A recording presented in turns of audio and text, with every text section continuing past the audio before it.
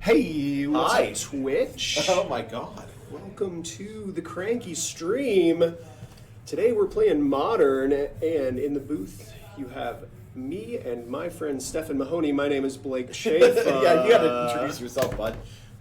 In the feature match area for round one, at the top of your screen, we have Jake. He's playing Golgari Yawgmoth. Okay, great deck. Our friend Luke, Yep. very well known for piloting this, won the CSQ, I believe it was in... August. No, I think it was in May or June. Oh, was it really? Oh my god. Yeah, it was quite a while ago, with Golgari Yawgmoth. And now we have the additions of Delighted Halfling and Orcish Bowmasters. Oh, that's not the spiciest edition. And, what is the spiciest edition? It is the Cauldron. The Cauldron. Jake's deck, unfortunately not featuring the Cauldron. Okay. Hard to find right now. Excuse me. So, at the bottom of your screen, look, it's Joe. He has revealed a beautiful serialized Lutri as his companion. Is it serialized for real? It is, yes. Oh my god. He is playing the Izzet Lutri deck. All fun ofs. Yeah, absolutely. He has Bonfire of the Dam was the most recent edition, and said that he is going to forget to look at the card he draws every single time. Yeah. Looks like these players are getting underway here. So let's have a second and talk about today's metagame. So we have 35 players today. We'll be playing six rounds with a cut to the top 8. Would you like to take a guess as to what the highest percentage of the metagame is here? Yeah, we kind of had a discussion about this last night, and my prediction and your prediction was the black-red scam deck. Yep. So what are we sitting at for that? So we have a tie, a two-way tie for most played deck in the room. Sure. One of them is Rakdos Scam. Yeah. With 4 copies. Okay, that's not bad. Pretty good. Would you like to take a guess as to what the other one was? Okay, I'm going to go out on a limb. Joe's got us started here with the Steam Fence too, or not a Steam Fence. That is a Spire Bluff Canal. The other one, is it Tron? No. What is it? It is Hammer Time. Oh no! There are 4 copies of Hammer Time here. Wow. So it looks like on Jake's turn, we have a Beseju casting a Delighted Halfling at the end step. We're going to have Joe cast a Consider. Just playing the Beseju. Looks like he will surveil this Brazen Borrower to the graveyard. He'll draw a card for the Consider and untap. This is... So that is a fantastic opening play, and notably for Lutri, it's only singleton for non-land, so he does get to have a pretty standard. Yeah, he has a good modern mana base. Yeah, Yep. He's never going to have issues getting his colors and getting stuff down. Yep. Lutri, notably, 3 mana flash. When you cast it, you get to copy an instant sorcerer on the Correct. stack. So just a lot of powerful. Is it a Spell Pierce? We have 2 copies of Delighted Halfling in play now. What is this? Was that a Spell Pierce? That was a Stern Scolding. Stern Scolding. Great new card from... Stern Scolding is going to take care of this Delighted Halfling. That's such a flavor win, too. Yes. Because, he's scolding the... Yes. He got too delighted in the tomb. He was overfilled with joy and annoying everybody else in the room. Yeah. So Gandalf scolded him Fool into the of a graveyard. took. Fool of a took. Throw yourself in next time and rid us of you. So let's see. We have a two-way tie for second place in the share of the metagame as well between Tron and Yawgmoth. Okay, so that was both 3 copies of each copies, of those yeah. decks. And then we have, it looks like, a 3-way tie for the third place share of the metagame between Amulet Titan, 5-color Zoo, and Rhinos. really no Omnath in that. In the top. There are 3 Omnath decks, but each one is distinct. Okay, cool. So one is 5-color Beans. Oh my god, yes. This deck features Bring to Light. Oh, really? So Beans to Light, if you will. Beans to Light, love it. Beans to Light. This is a Blood Moon from Joe here. Oh, that's the secret layer. It's a secret layer Blood Moon. That's the So it mischief looks like maybe Jake is going to float a mana in response here. Floating 2 mana. 2 mana. taking damage off of that nurturing Peter land. And he's going to flash in an Orcish Bowmasters. That's reasonable. Yeah, you're not going to have access to that black mana. So you have the 5-color Beans to Light, and then you have the 4-color blue-white control deck. Right, yeah. Also featuring Omnath. And then the other one is... Oh, shoot. It is... I thought there was 3 Omnath decks. Hang on, I'm checking my notes. Oh, it's just the more general 4-color element. The stock elementals list, yeah. Also featuring Beans. Oh, really? Yes. Does it have the Nissa in it? The new Nissa from... It does not. It doesn't? Wow, okay. No. That card's insane. So we got a couple of pretty interesting brews here today. Mm-hmm. Joe, not the least of those. Joe is one of them. Yeah, yes, I love that 100%. deck so much. The Grixis Waste Knot deck is back. My heart. There is an Esper Stoneblade deck, which I am actually really excited about because that's an old legacy archetype. Yeah, that's exactly what I was going to say. And I have not yet seen it in Modern. I don't believe. You have of course the Stoneforge Mystic decks, but they can tend to be like Hammer. Yes. This one is just a lot bigger. Are we playing actual swords? Are we playing Fire Ice and... No. No, it's... Okay. No, the equipment is... Batterskull. No, it is 1 copy of... what is it called? Shadow Spear and 1 copy of Caldra Complete. Those are the only equipments that So the sword is just in name only. Yeah, Stoneblade. It's that thing where the deck is morphed in such a way that the old nomenclature is sort of sure. It's made its way. There is a Bant Angels deck. Oh my god! So this is a collected company deck. Yep, I was just gonna say. Of course, featuring Giada and Arrington Giada. That's so good. It's I don't know how good it is, but it's definitely interesting. It's cool, is what it is. I would certainly like to see. Can't wait to watch this unfold here. Yeah, so. That it was sort of a half pioneer list for a while, but the mana was not good enough. Sure. And now it's sort of migrated its way to Modern because I'm sure somebody just really loves the Angels. It looks like Joe is going to cast an Expressive Iteration. Yeah. And then maybe cycle this Lorien Revealed here to find an island. Yep. Passing back over to Jake. Jake is going to get into the red zone, knocking Joe down to just 11 points. That's still pretty good. He's locked under this Blood Moon. Yeah, that's what I'm saying. He only has red mana plus colored mana for legendary creatures. So Joe up to 5 here. You gotta hope that our hero has something in his hand that he can use to push this game in his favor. He does. Bonfire. It is the Bonfire of the Damned. That is absolutely Bonfire incredible. of the Damned looks like for X equals 2. That is going to clear the board. Yeah. Deal 2 damage to Jake as well. This is, Pro Tour All-Star Bonfire of the Damned off the top. Not the top of your deck. Yeah, well, he didn't draw. No, he actually just didn't. hard cast it from hand. It's still good. Unfortunately, Jake going to have a really hard time getting out from underneath this Blood Moon here as we pass back over to Joe, who's going to untap, and here is a Preordain, newly unbanned card. Yeah. I suppose that's one of the most recent changes to the format. We should probably spend some time talking about that. So, Preordain, it goes in a lot of decks. It's very, very good. So, you see it here, of course, only as a one of in the blue-red control deck. Legally. But also, I think Murktide.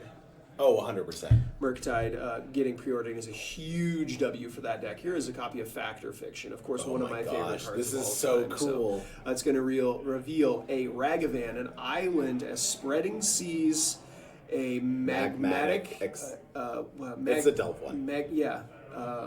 Magma something. It's a Modern Horizons card. Yeah. Yeah. And then I believe that is a copy of Unholy Heat. Is Or that, Flame Slash. Is that Odawara? Or that's the new Spreading Seas. That's right. Seas. Yeah, they just reprinted that. You could play Odawara in this as a multi. I believe he does have Odawara. So a couple copies of Odawara you can have in the deck. Yeah. I really like that as you have because the deck doesn't restrict you on lands, you can play Sokenzan and Odawara. Yeah, you get those lands that stop you from getting flooded. Yeah, that's pretty sick. And Joe is... Always have something to do with your mana. Yeah, exactly. And we just dashing this Ragavan. Here is this Ragavan. He's here. Hoping to peel something off of the top of Jake's deck here. It is just a land. It's a mountain. Ragavan's going to make a treasure token. Yeah, this is... I don't know how much longer Jake can last under this Blood Moon. There's some amount of basics in the deck. He's just buying Lutri. Looks like Joe is going to buy Lutri, and then we'll pass back over to Jake, and Ragavan is going to go back to hand here. Yeah, this is... Even if he draws a basic here, Joe likely has some amount of Spell Pierce or, 1 mana interaction. And he's just discarding a hand size. Woof. This is what Joe wants to do, though, right? Yep, pretty optimal position for the Lutri Moon deck. Here is, it looks like 2 mana. It's gonna be a dashing of the Ragavan. That's gonna hit the red zone. Yawgmoth. Deal a couple of damage here. We're gonna add this Yawgmoth to the board. Yeah, I mean, I would. It costs us nothing from a card perspective. Well, I mean, if Joe has like a burn spell or something that he can copy with Lutri. The issue is that if Yawgmoth does die, it'll come back under Jake's control, yeah. But I don't think that's really a worry. There's not a lot that Jake can do at this point, I don't think. Are we just casting Lutri? Yep, just going to add a... What is he, a 3-2? Yeah. 3-2, 3-3, something like that. Just going to add Lutri to the board here. Ragavan's going to bounce back to hand, pass over to Jake. The deck feeling we will be wrapping up game 1 and going to some sideboards very, very soon. And it looks like that's going to be enough for Jake. So these players are going to sideboard, and we will be right back with game 2. You're big.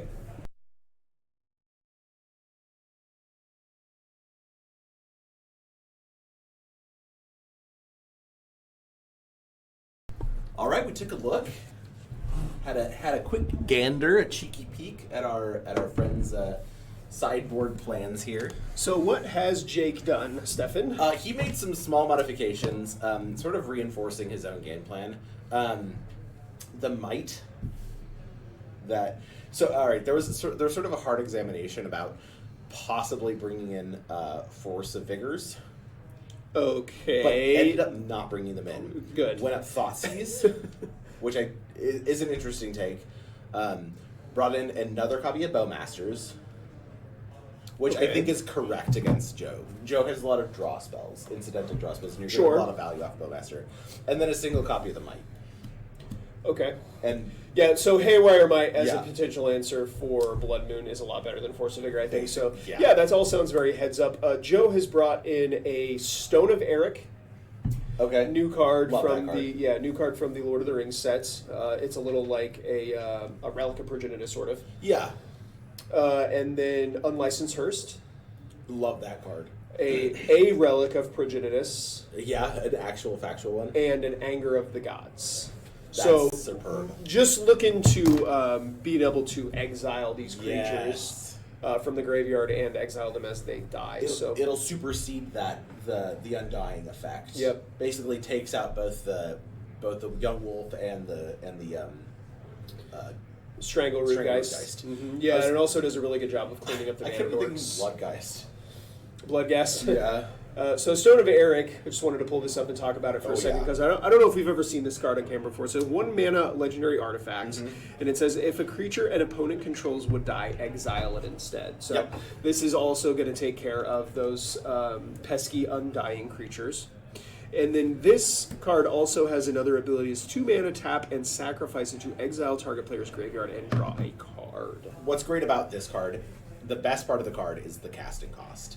Right, it's 1. And that is important because Joe is running Urza Sagas. Does Joe have Urza Saga in his deck? So that basically lets him find either Relic or Stone of Eric. I don't think Joe has is he not Urza Saga in his deck. Nope, I don't think so. I just made that assumption.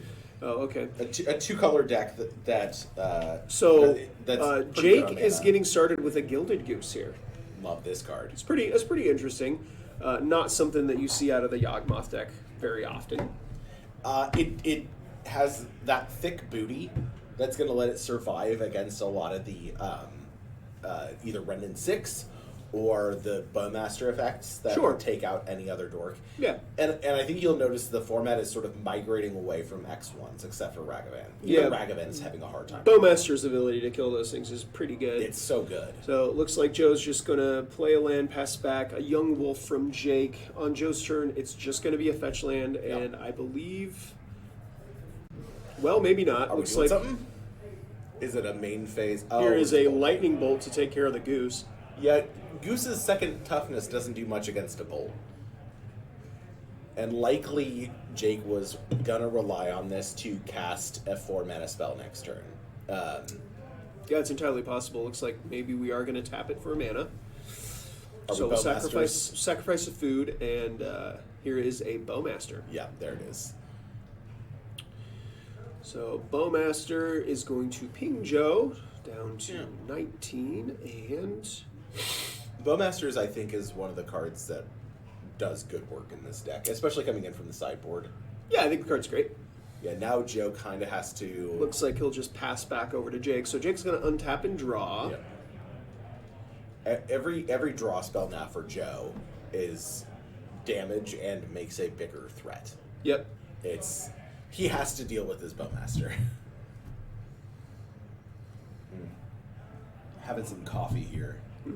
Yeah, it smells good. I had 2 cups of coffee this morning before we got here, and then I smelled your coffee, and I just wanted more. More coffee. Yeah, Jake's just in a really good position here, I think. Turn 3. Yeah, I think we've got a lot of Magic to play here, but Yeah. having those Mana Dork starts is just really, really good. This is where Joe really wants to get that Brotherhood's End or the Anger of Or the Anger of the Gods. Anger of the Just Gods kind of would be clean nice. some of this up. Yep. Because it's such a clean... Very few decks right now are playing answers like that. And it's such a clean answer for everything that Jake is trying to do. Yeah, most definitely. And Joe's... How many creatures is he on? He's pretty creature light, yeah?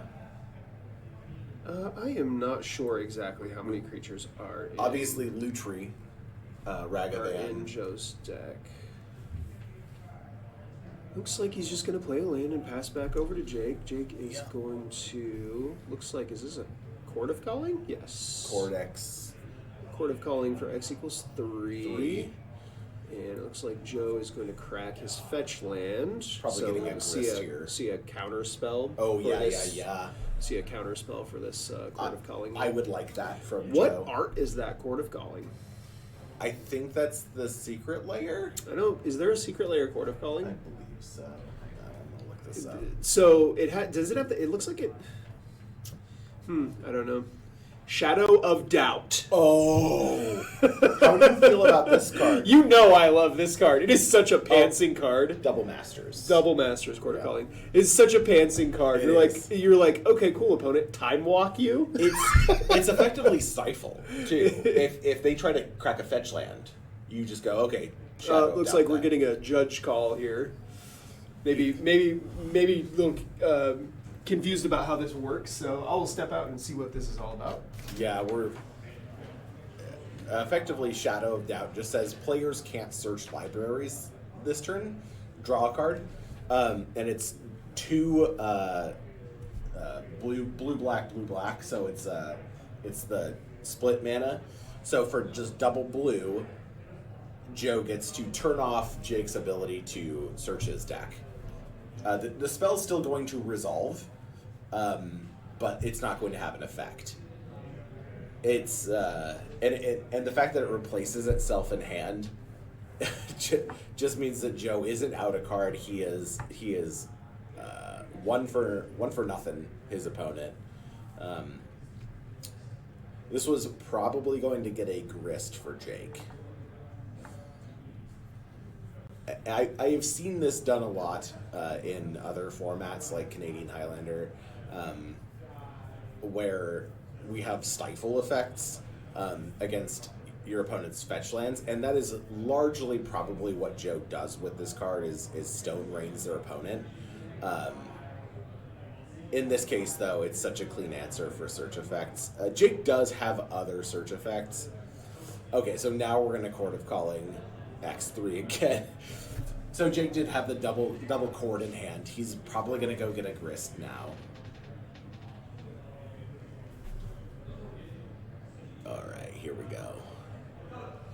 This does save Joe some amount of life.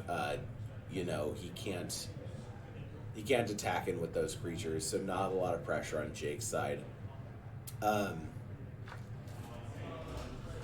What was the Joe's question? The question was just whether or not we should shuffle.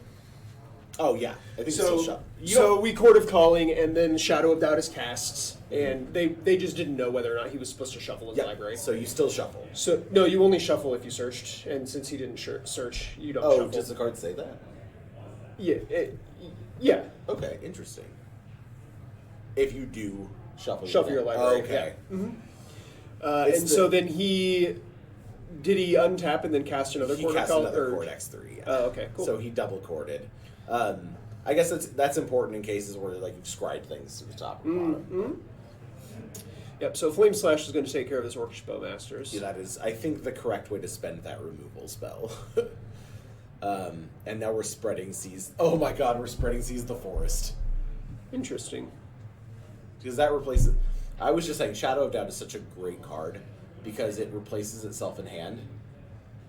It costs effectively nothing. Then shuffle. The card still resolves, so I think you would still shuffle.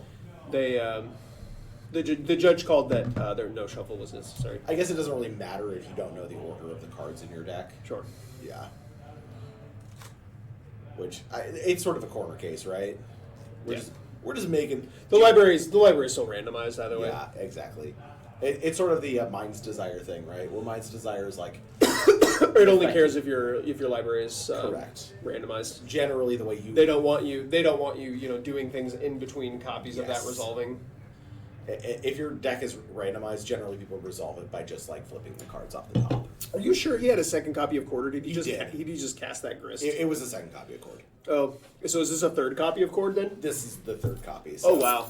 Yeah, you can see, right? There's the first and there's the second. Oh, Those wow. are 2 copies. All the Court of Callings. Yeah. I have a laser pointer today, folks, and I am drunk with power. And I feel like a cat. Here is a Yawgmoth. What is the name of this deck again? Yawgmoth. Okay, so having Yawgmoth is good. Yawgmoth. Notably, you don't have to put -1/-1 counters on things when you sack creatures. Nope. You can just sack them and draw a card. Yep. And pay a life. You do have to pay a life. Yep. Yawgmoth traditionally. The only thing you can't do is target a human. Or target. Sorry, the only thing you can't do is make Yawgmoth target himself. Yeah, he cannot physically target himself. He does have protections from humans. He can't punch himself. His little brother cannot stand over him and grab his fists and make him punch himself. That's not allowed. No. Nor can his son Crick. Yeah, he does have a son. That's right. Crick. So looks like that's we are just going to draw a bunch of cards. So the young wolf attacks and then gets sacrificed. Of course, comes back with a -1/-1 counter, and then one of the insects from the grist gets sacrificed. Put a put a counter. Blah, blah, blah, blah, blah. Put a counter. Take a counter off. Put a counter on. Take a counter off. So we just draw 2 cards there. Pass back over to Joe here. Joe. Even the Anger of Gods and stuff doesn't look great here. Obviously, he can take care of the creatures, but then he's except for Yawgmoth. Yeah. Then he'll be left with that Yawgmoth and that Grist both to deal with, which is just a lot. Yeah. Just having Grist in play is a lot. Like Joe doesn't have really any clean way to answer Grist. Yeah. And that card eventually kills you. The ult on it has a very low. Yeah. So we currently have looks like 2 creatures in the graveyard. Yeah, it appears so. And Joe is at 16 life, so he does have a little bit of time. Here is a copy of Dress Down at the end of turn. So this persists until the end of the next turn because he's playing it on end step. Correct. That's a heads up play from Joe. Yeah, so he'll be able to now use removal spells to get rid of the undying creatures, and Yawgmoth will also just be a 2/4. Yeah, and Jake is going to respond by activating Yawgmoth here. This is sort of one of the main problems that decks have playing against Yawgmoth. They're just going to draw a billion cards. He's going to replace the cards in his hand. Yeah, like cool. You can wrath his board, but he's just going to play all the cards. Yeah. He's going to draw a bunch of cards and then play a bunch of more stuff next turn. So Joe in the last game got the advantage because he just cut his opponent off on resources. Yeah. The Blood Moon was super brutal. Yeah. we would love to see Brotherhood's End here. A Stone of Eric would sort of shut off some of the shenanigans. I don't know if the Stone of Eric is good enough at this point because Jake has 7-8 cards in hand right now. Yeah, oh my gosh. Stone of Eric's not actually going to do much. He needs to be able to clear the board and start over. His opponent is way ahead on mana and board. Like, he's just swinging in. Does not look good for our hero. Yeah, this is an attack for 4. Yep. And interestingly, looks like we are asking. There's Fire Shoes. Oh yeah, Bob Taylor. You can see Fire Shoes' sweet hockey jersey. Oh yeah, I love those. Looks like Joe's just asking a question. Loading Ready Run got some hockey jerseys, sweaters that they're doing too. Oh really? 10th anniversary. That's cool. They're like $100 US, and I'm like, do I really want this? Why are we flashing in this subtlety? I genuinely don't. Maybe to block. He evoked it. He exiled a Murktide Regent from his hand. Oh, because it doesn't die because of the dress down. I'm actually flabbergasted right now. That's amazing. Dress down continually impresses me. The card's actually fantastic.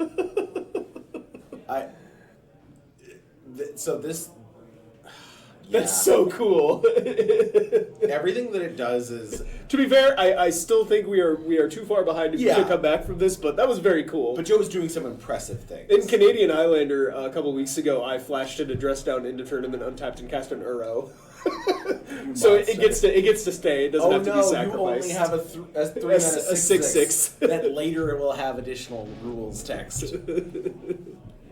Yeah, Dress Down just does a lot of really cool things. It can just muck your opponent. Like if they cast some sort of like creature tutor on a body, like Imperial Recruiter, you can just respond by flashing the Dress Down, and then it's a 3-mana 1/1. And you're like, excellent. I like your 3-mana 1/1. Boop. Yeah. What are we doing? He's comboing now. Where did the Dress Down go? The Dress Down, it's Joe's turn now. It's not Joe's turn. Oh, is it Joe's? No, Joe doesn't cast anything. Oh, it's end step. Mana. It's end Then step. the Dress Down should still be in play. It goes away at the beginning of the end step. Joe didn't do anything on his turn. This is still Jake's turn. Yeah, but at the beginning of the end step, the Dress Down goes away. He played the Dress Down on his turn. He played it on the end of his own turn. Joe played the Dress Down on his end step.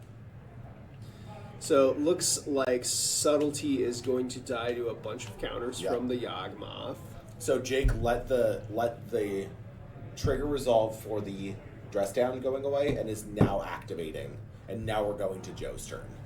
Gotcha. Yeah, that makes sense. Yeah, so now Jake got to refill his hand and have the ability to basically kill anything that Joe makes. Joe needs some sort of sweeper here. Does he run like hard wraths? Like he can't, right? Because he's not on white.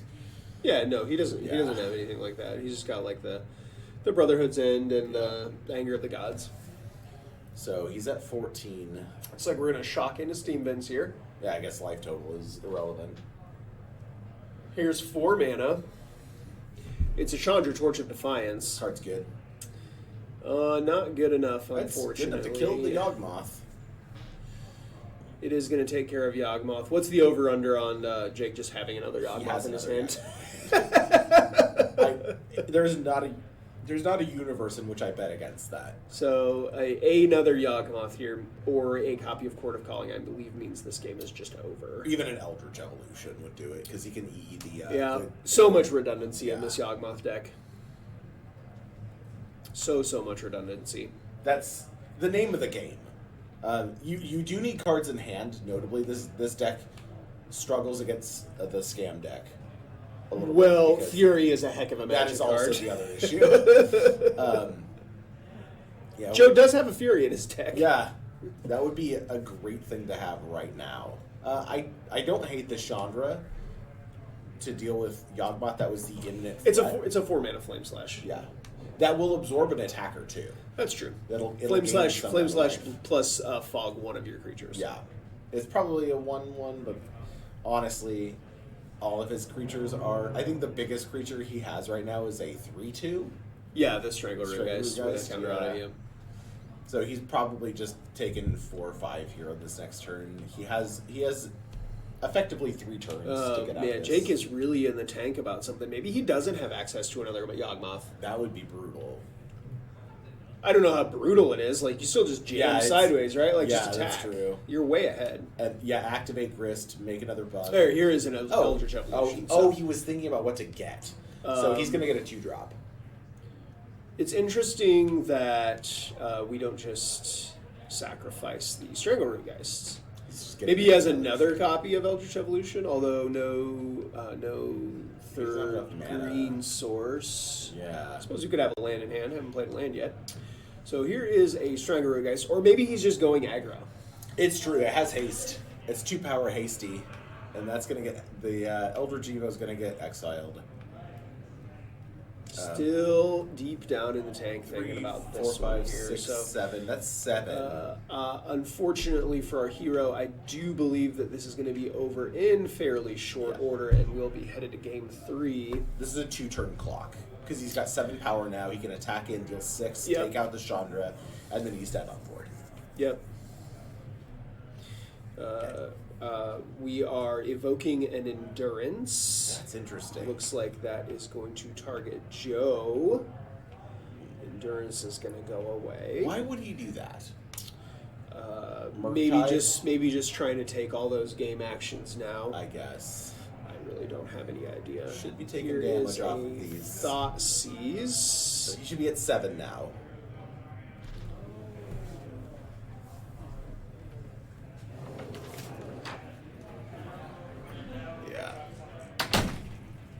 All of Joe's secrets laid bare there. What did he take? He got the 7. What did he take from Joe? Yeah.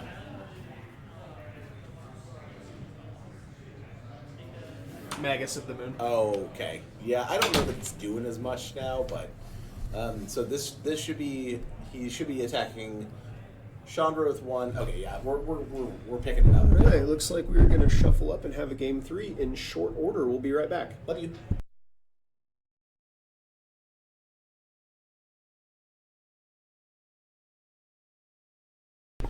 Alrighty, no Game changes 3. to the sideboard. Just going to shuffle up and...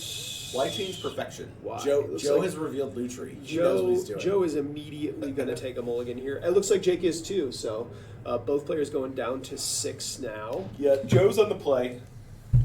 Joe will be on the play for this game, yep. I think that's distinctly where he wants to be. Let's see what else we have in the room today. So we have a Thopter Sword combo deck. Okay. If you haven't seen that, it's like Urza, Lord High Artificer, Sword of the Meek. Sword of the Meek and Thopter Foundry. Card's great. Just make X Thopters gain X life every turn. Yeah, it's however much mana that you have, you just get to dump it into Yes. We have a one Merfolk deck, one Burn deck.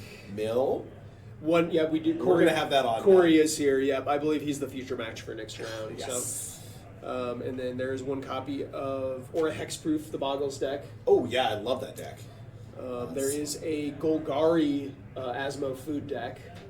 You know how I feel about that. I do know how you feel about that. I kind of want to get together with him and compare notes. Yeah, I'm a Gruul food deck guy, but there's a lot of overlap in our strategies. How many copies of Siege Rhino? How many copies of Siege Rhino do we have? 0. 1 right here in my hand. I am holding a copy of Siege Rhino active. Remember when Siege Rhino was a modern staple? It was for like 3 months. It will. All right. So there's when they banned Birthing Pod, it was one of the cards they cited as a card that they banned it because of. Right. So silly. All right, we're gonna get started here. Joe's just got a fetch land. We'll pass over to Jake here. Jake's got a Blooming Marsh, and a goose. A goose. Honk honk, baby. The gave us the Goose Mother today. The Goose is. I did pick up a copy of Goose Mother today. Honk honk. The Goose is loose. Making that juice. The Gilded Goose is. It's. Yeah, I mean it's there because it lives through Orcish Bowmaster, right? It's about to die. It would appear that it's on its way to the graveyard. Jake has moved it into the appropriate zone. Here's a lightning bolt.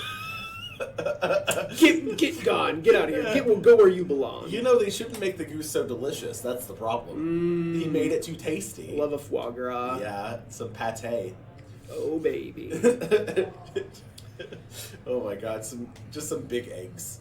Here is large 14 karat gold eggs. Is this a wall of roots? That is a wall of roots. Yes. And we will pass back over to Joe. Crack a fetch land on the instep, says Joe. Go down to 16. Can't deal with a 5 toughness creature as easily. Yeah, so Wall of Roots, very impressive magic card. It does a lot in the deck because it can double up your Court of Calling. Yep. And it doesn't tap to use its ability. Nope. You can use toughness. its ability twice in the same turn cycle. Yeah. Once on your turn, once on your opponent's turn. Yeah. You get to blocks literally everything. There is nothing that can get past this thorny boy. So good. Here is a Magus of the Moon. Oh my god. So, still going to have access to both green and black mana. Green from the Wall of Roots, black from the swamp. So this is it's a 2/2. Joe, don't get zesty. Don't swing in. We'll die to a flashed in Bowmasters. That's exactly what I was thinking. So now we're asking a question to the judge. We got Dakota. Joe is really going to need to be able to leverage this. So since Jake has access to both colors of mana, although they are in short order. Yeah, limited. The green especially. Yeah, it will take him some time. But he's not completely out of the race yet. No. So Joe needs to be able to capitalize on this small window that he's created here and get something onto the board that's going to push this game in his favor. Another goose would be exceptional. That's going to let him cast it because he already has a food in play. Joe. Oh, Joe does, yeah. Joe needs to be able to... Oh, yeah. Joe needs to be able to capitalize on this window that he's created here by putting something into play. What Joe needs to do is get to his next turn. And play Chandra. And play Chandra or hold up mana for counter magic. Like, be able to untap. Play Chandra.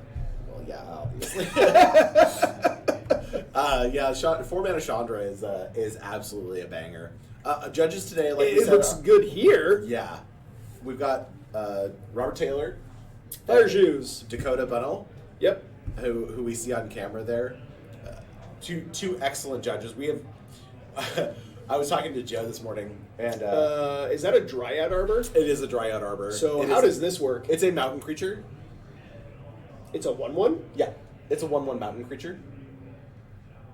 Weird. So the way that the layers work is that we're not changing the defined characteristics of a type. We are changing the defined characteristics of a subtype. In this case, it is a non-basic land. Therefore, we are defining the sub-characteristics. And there's a chord. It is... Wow. And interestingly... Didn't even matter. You ready for the crazy part? It's still green. Weird. So, Dryad Arbor right now is a green 1/1. So what if okay, this is what happens if you play the Dryad Arbor after the Blood Moon is in play. What if the Dryad Arbor is in play when the Blood Moon comes into play? Is it the same? No. So the way that the layering checks is it's still going to alter the subtype. Okay. So there's the order doesn't matter. Okay. Looks like a Orcish Bowmasters off of this Court of Calling here. So the reason it's good because it's still green is it can still pay for the green portion of the Court of Calling. The Court of Calling. Yeah, exactly. This is a wilder interaction. Interesting. This comes up every once in a while in Canadian Highlander, which is why I'm glad we play a vintage format. Because it gets even more confusing with like humility effects. Yeah. Because the card is here's a still Bonfire forest. of the Damned. Oh, that's sick. Yeah, it's going to take care of the Dryad Arbor, the Orcish Bowmasters, and the army token. Because this is and then Magus of the Moon is going to hit the red zone. So, yeah, the Bonfire of the Damned there is kind of perfect. And it's one-sided. It's not like an Anger of the Gods. Right. That's so good. And it pings Jake, too, right? So here is 2 mana for a Hapatra, Vizier of Remedies. Poisons. Vizier of Poisons, yes. Remedies ignores the -1/-1 counter. That is going to... so it's like a combo piece with Yawgmoth, too, correct? Right? Yeah. When you put a -1/-1 counter. But is it like a 2/2 with Death Touch or something? It makes. Hang on, I can look this up. It makes Fable of the things. Mirror Breaker is going to come into play. That's going to make a Shaman That token. is a good card for Joe. Is leveraging this advantage. Yeah. He has gas in the tank. Yep. And this game is far from over, so we are gonna head back over to Jake, who's gonna take a draw step, go down in the tank for a minute. Looks like a Yawgmoth, which is just a mountain, right? Yeah, correct. It doesn't alter anything else. Just a mountain types. So Hapatra itself doesn't have Death Touch. Okay. But the snakes it makes do have Death Touch. Okay. So whenever it deals damage to a player, that is Hapatra deals damage to a player, you can put a -1/-1 counter on target creature, and then whenever you put a -1/-1 counter on a creature, make the 1/1 snake with Death Touch. Wow. Yeah, it's got a lot of text. Fable of the Mirror Breaker is going to go up to 2 lore counters, and then Joe is going to cast a Chrome Host Seed Shark followed by an Unlicensed Hearse, which is going to trigger the Seed Shark. So a Incubator token with 2 counters on it is going to come into play. And it looks like we will probably head back over. No. Oh, we swinging! We're going to make a treasure token here with the Shaman token. It looks like Wall of Roots is just going to block. Because Wall of Roots is an 0/3. I mean, that's a heads-up play from Joe. He's kind of daring him to block. Looks and like making that Jake treasure. is going to eat a food at the end of the turn, so he'll go back up to 20 life. Okay. He does, so that Unlicensed Hearse is going to be able to eat things out of Jake's graveyard. Yep. And there's no recursion on board. Yep. Joe is in a pretty good spot. I'd say the directional arrow of advantage is over him right now. The pointy finger of dominance, if you will. So the Hearse is tap to exile 2 target cards, Yep. up to 2 target cards from a graveyard. Yeah. So that is what we are doing right now. It looks like it's going to take care of the Goose, and I'm not sure what that other card was there. So the Hearse is going to get 2 counters on it. I think it was a Dryad. No, it wasn't the Dryad Arbor. Well, I guess it doesn't get counters on it. What's nice is the Hearse is just going to get big. Yeah. Oh, we've just got Blood Moon. And here is a Blood Moon. That will also make a 3/3 or a 3. another Incubator token Yeah, with 3 you have to pay to counters on flip it. those. You do. That is correct. He's making sure it doesn't have Death Touch. The Wall of Roots is now just an 0/2. I think we crew and swing, right?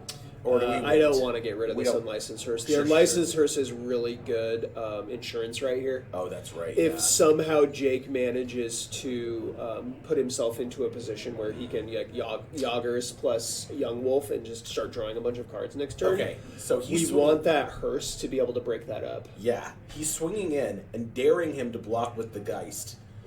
And if he blocks with the Geist and trades, he can eat the Geist with the trigger on the Undying stack. Trigger. That is Sure. a sick play. This is absolutely fantastic play from Joe. Just daring your opponent to do something.